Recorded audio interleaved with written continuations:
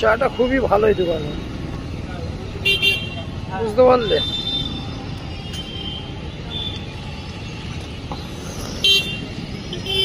আর এই বোলপুর শহরের ভিডিও করা মানে চারটেখানে ব্যাপার নয়, বুঝলে। এই জায়গাটা আসতে হবে চা খেতে গেলে। ভালো চা এই দোকানে ভালো পাওয়া যায়, কম পয়সা।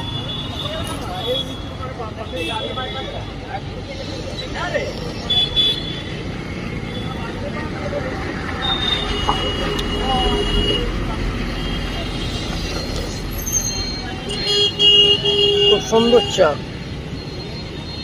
আর ইউটিউবে আমাকে একটু সাপোর্ট চাই, বুঝলে বন্ধু। আজ থেকে তোমরা যতজন আছো সব আমার ইউটিউবে জয়েন করো, ফেসবুকে জয়েন করো। ইনস্টাগ্রামে এসে কোনো মজা নেই, ওর মধ্যে কোনো কিচ্ছুই নেই, ফালতু ইনস্টাগ্রাম। আগে জানলে মানে খুলতামই না সালা ইনস্টাগ্রাম।